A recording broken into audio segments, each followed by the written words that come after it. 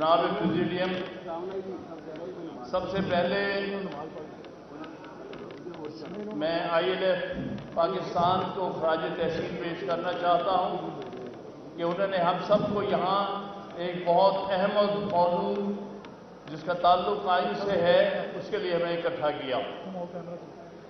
میں خراج عقیدت پیش کرنا چاہتا ہوں جناب ہمارے شاداب جعفری صاحب، جو کہ ILF کے سربراہ ہے۔ جس طرح انہوں نے ILF کو سارے ملک میں آرگنائز کیا اور تحریک انصاف کی ایک بہت بڑی طاقت بنا دیا۔ ہم سب ان کے شکر گزار ہیں اور ان کی کوششوں کی مکمل طور پر ہم ہمیشہ ستائش بھی کریں گے اور اس کے ساتھ کھڑے رہیں گے۔ آج کی جن حالات میں ہم یہاں اکٹھے ہوئے ہیں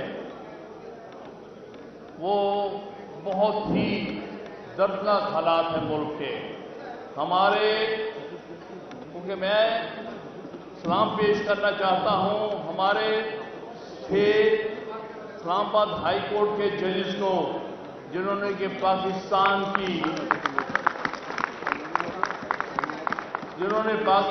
کی تاریخ میں سب سے جرأت مندانہ قدم اٹھایا ہے اور ایکسپوز کیا ہے ان لوگوں کو جو کہ عدلیہ پر دباؤ ڈالتے ہیں، آئین کی سربندی، قانون کی حکمرانی اور عدلیہ کی آزادی پر حملہ آور ہیں۔ میں ان کو خراج تحسین پیش کرتا ہوں اور ان کو یقین دلاتا ہوں کہ پاکستان بھر کے وکلا آپ 6 ججوں کے ساتھ کھڑے ہیں اور انشاءاللہ آخری دم تک کھڑے رہیں گے۔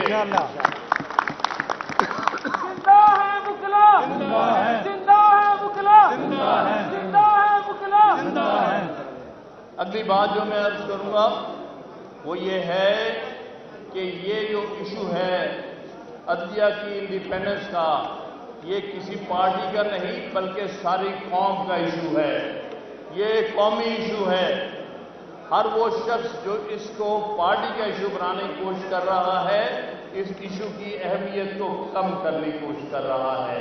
ہم کسی طرح اس کی اجازت نہیں دیں گے۔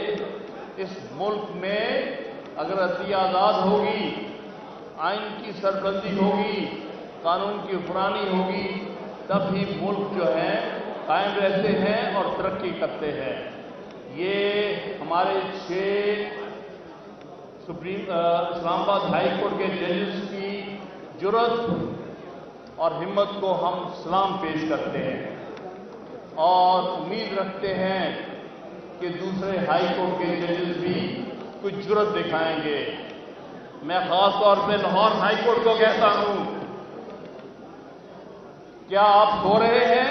آپ کو نظر نہیں آ رہا کیا ہو رہا ہے اس ملک کے ساتھ؟ آپ کے فیصلے منہ بولتے ہیں کہ آپ دباؤ میں فیصلے دیتے ہیں، آپ کیوں نہیں کھڑے ہوتے؟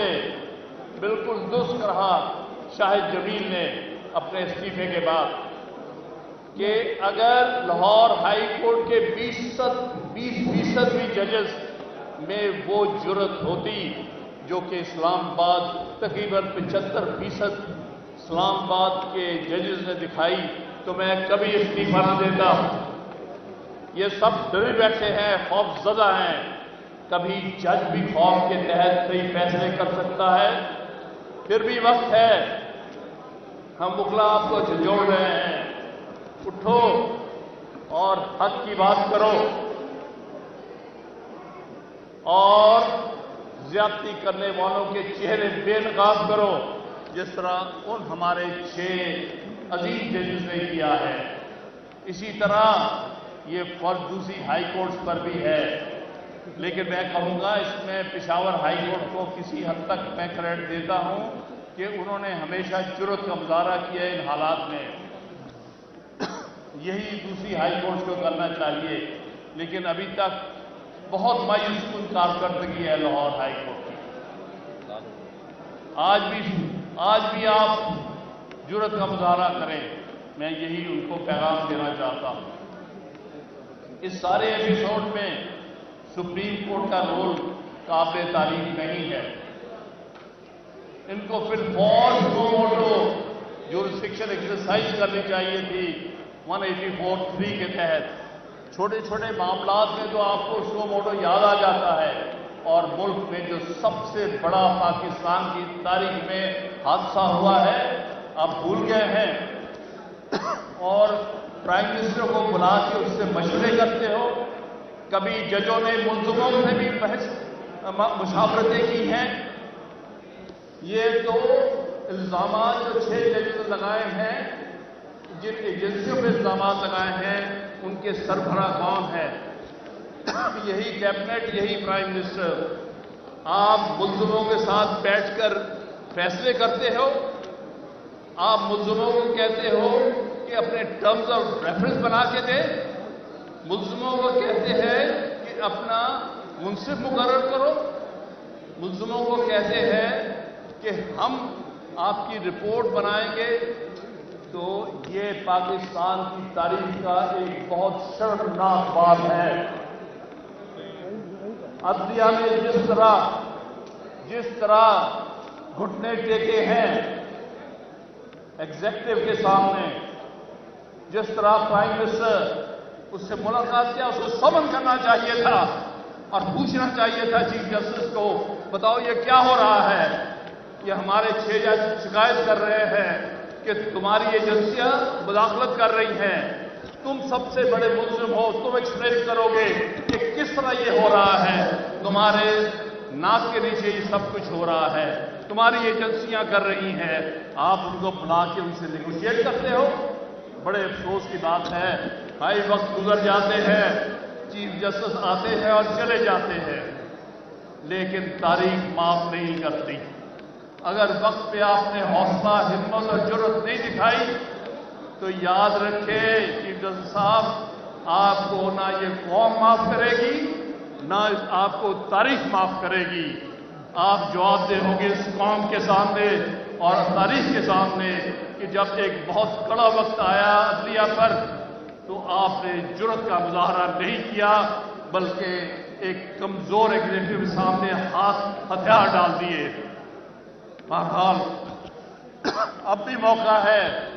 मैं Lahore high court bar association को खराजे तहसीन पेश करता हूं कि इन्होंने फैसला किया है कि इंशाल्लाह इन सारे इक़दामात को चैलेंज करेंगे और फिर हम इनको। और इसी तरह बलूचिस्तान की बारों को मैं सलाम पेश करता हूं। उन्होंने मुझे यकीन दिलाया है कि वो भी सब इसको चैलेंज करेंगी।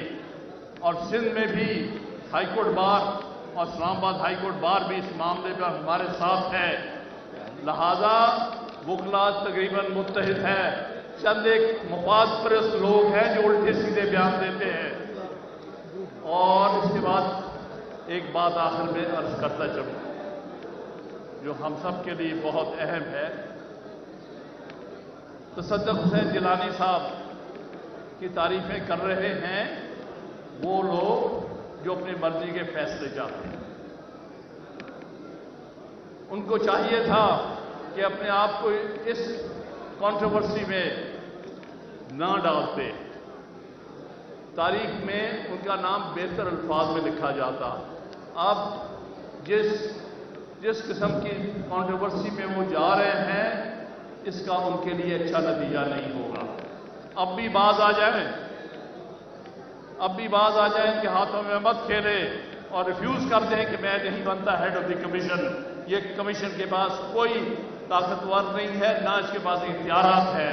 तो जिलानी साहब अपनी इज्जत बचाएं और अपनी बकाया रिटायरमेंट इज्जत से गुजारें, यही मेरी उनसे अपील है। बहुत बहुत